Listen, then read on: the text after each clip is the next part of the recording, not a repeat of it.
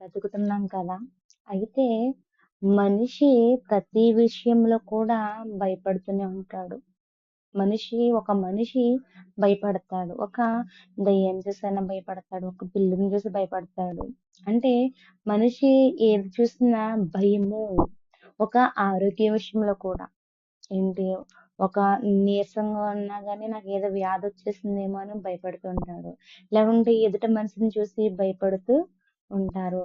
అసలు మనిషి ఎవరికి భయపడాలి?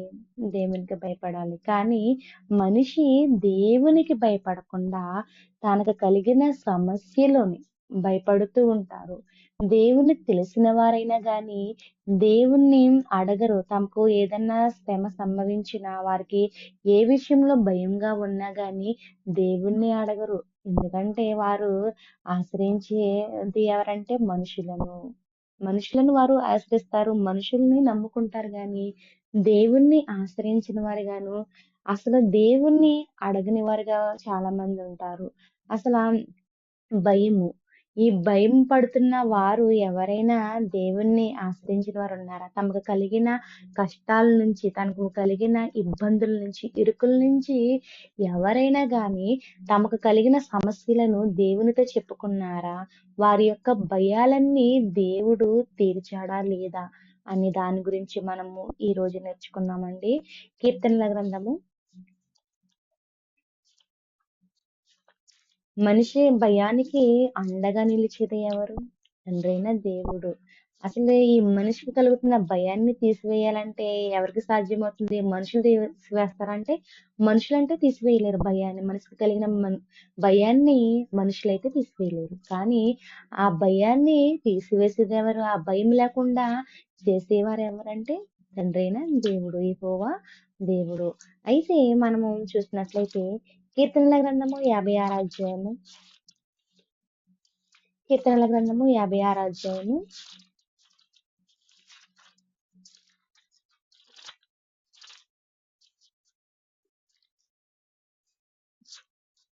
3వ వచనం మనం చూసినట్లయితే, నాకు భయము సంభవించు దినమున నిన్ను ఆశ్రయించుచున్నాను. నాకు భయము సంభవించు దినమున నిన్ను ఆశ్రయించియున్నాను. ఇక్కడ ఒక భక్తునికి భయం అనేది కలుగుతుంది. భయం అనేది సంభవించింది. ఆ భయము సంభవించిన దినమున ఎవరిని ఆశ్రయించాడు ఈ భక్తుడు? ఇక్కడ మనుషులనైతే ఆశ్రయించలేదు ఈ భక్తుడు. మనకు భయం కలుగుతుంది. మనము ఎవరిని ఆశ్రయిస్తున్నాము? అంటే మనకు తెలిసిన వారిని గాని, మనుషుల్ని మనము సాయం కోరతాము. వాళ్ళని మనము ఆశ్రయిస్తాము. కానీ ఇక్కడ ఈ భక్తునికి భయము సంభవించింది. ఆ భయము సంభవించిన దినమున ఎవరిని ఆశ్రయించాడు? దేవుణ్ణి ఆశ్రయించాడు. అదే విధంగా మనము చూస్తే ఇక్కడ 55 అధ్యాయము, కీర్తనల గ్రంథము 55 అధ్యాయము 4వ వచనం చూస్తే, నా గుండె నాలో వేదన పడుచున్నది, మరణ భయముతో నాలో పుట్టుచున్నది. ఇక్కడ గుండె అనేది వేదన పడుతుందంట. నా గుండె నాలో వేదన పడుచున్నది, మరణ భయము నాలో పుట్టుచున్నది. మరణ భయం అనేది పుట్టుచుందంట. మరణ భయం అనేది హృదయంలో పుట్టుచున్నది. అసలు ఈ మరణ భయం ఎలా వస్తుంది? ఎవరి వలన వస్తుంది? అంటే మనుషుల వల్ల భయం అనేది కలుగుతుంది. అప్పుడు మనము ఏం చేస్తాము? నేను మరణిస్తానేమో, నన్ను చంపేస్తారేమో అనే భయం ఉంటది. మన గుండె కొట్టుకుంటూ ఉంటది. అప్పుడు మనము ఎవరిని ఆశ్రయిస్తామంటే ఎవరో ఒకళ్ళని ఆశ్రయిస్తాం. మనుషుల్ని ఆశ్రయిస్తాం తప్ప దేవుణ్ణి ఆశ్రయిస్తామంటే ఆశ్రయించము. ఇక్కడ ఈ భక్తుడు ఏం మాట్లాడుతున్నాడు? నా గుండె నాలో వేదన పడుచున్నది, మరణ భయము నాలో పుట్టుచున్నది, దిగులును వణుకును నాకు కలుగుచున్నవి. దిగులు, ఏదైనా వ్యాధొచ్చినా, ఎవరన్నా చంపడానికి ప్రయత్నం చేస్తున్నప్పుడు, ఎవరైనా కొట్టడానికి వచ్చినప్పుడు కూడా దిగులు వణుకు వస్తది. యుద్ధాలు ఒకవేళ ఇంటి పక్కల కజ్జాలు ఆడుకునే వరకు ఉంటారు. గొడవలు పెట్టుకునే వరకు ఉంటారు. వారు కర్రలు, కత్తులు తీసుకొని వస్తున్నప్పుడు హ్మ్. కొంతమంది భయపడుతూ ఉంటారు. మనిషిని చూసి మనిషి. ఎందుకంటే ఆ మనిషి వల్ల మనకి ప్రాణహాని కలుగుతుందేమో అని మనకి దిగులు వణుకనేది పుడుతుంది. అయితే ఇదే సందర్భము, హ్మ్.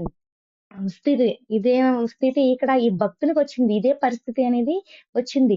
దిగులును, వణుకును నాకు కలుగుచున్నవి. మహాభయము నన్ను ముంచివేసెను.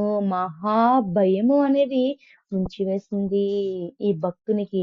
అసలు ఎందుకు ఈ భక్తుడు భయపడుతున్నాడు? ఈ భక్తుని పేరేంటి? దావీదు గారు. దావీదు గారికి కలిగిన భయమేంటి?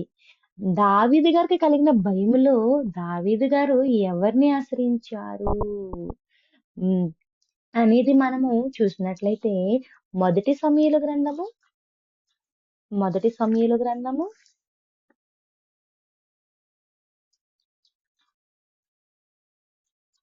21వ అధ్యాయము, మొదటి సమూయేలు గ్రంథము 21వ అధ్యాయము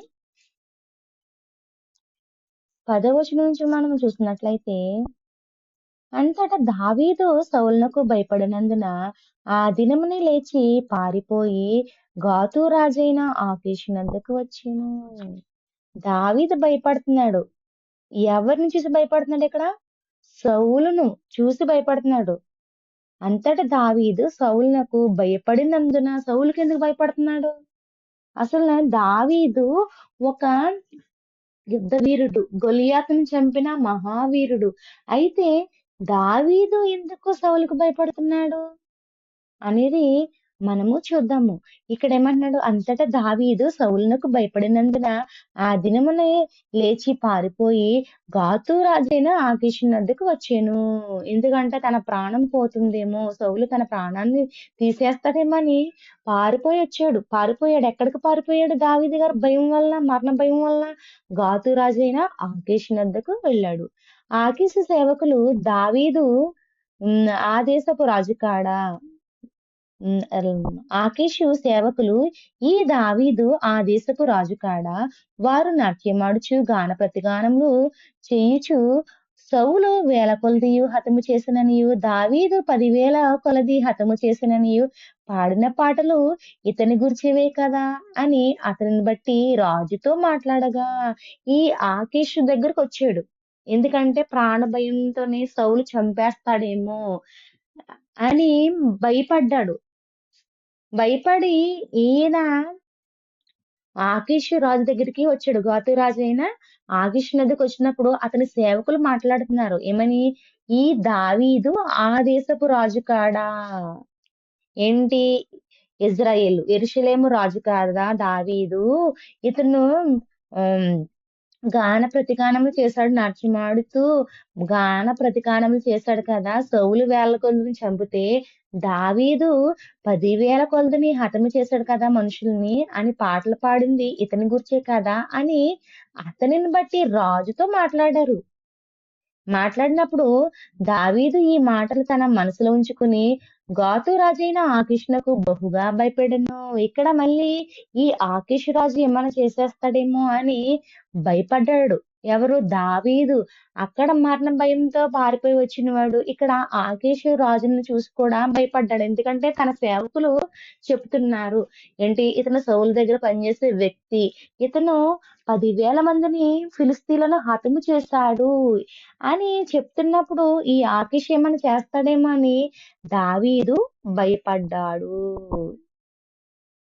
కాబట్టి దావీదు వారి ఎదుట తన చర్య మార్చుకుని వెర్రివాని వలె నటించుచు ద్వారపు తలుపుల మీద గీతలు గీయుచు ఉమ్మి తన గడ్డం మీదకి కారనిచ్చుచూ ఉండెను. రాజు ఏదైనా చేస్తాడేమని భయంతో తన చర్య అంతా మార్చుకున్నాడు. ఒక వెర్రి వాని వలె వారి దగ్గర నటించడం అనేది చేస్తున్నాడు ఇక్కడ దావీదు ప్రాణ భయంతోని. అదే మాట్లాడుతున్నాడు. కాబట్టి దావీదు వారి ఎదుట తన చర్య మార్చుకుని వెర్రివాని వలె నటించుచు ద్వారపు తలుపుల మీద గీతలు గీయుచు, గీతలు పిచ్చివాళ్ళ గీతలు కదా గీతలు, అలాగే గీతలు గీయుచు ఉమ్మి తన గెడ్డం మీదకి కారనిచ్చుచూ ఉండేను. వారతని పట్టుకుని పోగా అతడు పిచ్చి చేష్టలు చేయుచూ వచ్చెను. ఒక పిచ్చివాడు కింద నటిస్తున్నాడు.